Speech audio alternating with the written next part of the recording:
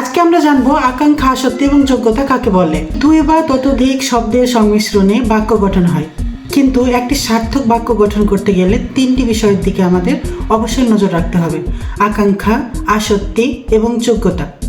বাক্যের অর্থ পরিষ্কারভাবে বোঝার জন্য এক পদের পর অন্য পদ শোনার যে ইচ্ছে তাকে আকাঙ্ক্ষা বলে। রহিম একটি ভালো। এখন এ ভালো পর্যন্ত যদি আমরা থেমে যাই তবে তো একটা বাক্য গঠন হয়ে যায়, যেহেতু এখানে একাধিক শব্দ আছে। কিন্তু সে ভালো কি? ভালো কাজ করেছে, নাকি সে ভালো ছেলে, নাকি সে ভালোবাসে কাউকে? এখানে যদি আমরা পরিপূর্ণভাবে বলে দিই যে রহিম একটি ভালো ছেলে, তাহলে এখানে বাক্যটি পরিপূর্ণ হয়ে গেল। তাহলে এই যে আমরা একটা পদের পর আরেকটা পদ শোনার যে ইচ্ছে পোষণ করলাম, সেটাকে আকাঙ্ক্ষা বলা হয়। বাক্যের অর্থ সঙ্গতি বজায় রাখার জন্য সুশৃঙ্খল পদবিন্যাসকে আসক্তি বলা হয়।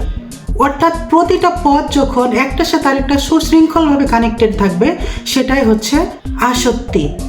আমরা যদি বলি ছেলে ভালো রহিম, তাহলে এখানে একাধিক পদ বা শব্দ যুক্ত হয়েছে ঠিকই, কিন্তু এখানে কোনো বিন্যাস নেই, যার ফলে মনের ভাব পুরোপুরি প্রকাশ হয় না।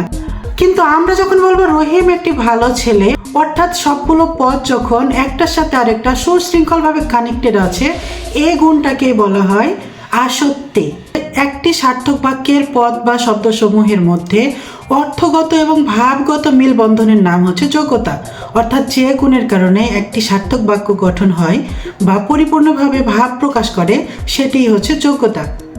আমরা যদি বলি গরু আকাশে ওড়ে, এখানে আগের দুইটি গুণ অনুযায়ী একটি বাক্য তো গঠন হয়ে যায়, কিন্তু এ বাক্যের যোগ্যতা নেই, কারণ বাস্তবে গরু কখনো আকাশে ওড়ে না। আমরা যদি বলি পাখি আকাশে ওড়ে, তাহলে এটা সার্থক বাক্য হয়। অর্থাৎ একটি সার্থক বাক্য গঠনের জন্য আকাঙ্ক্ষা, আসক্তি এবং যোগ্যতার দিকে অবশ্যই আমাদের লক্ষ্য রাখতে হবে।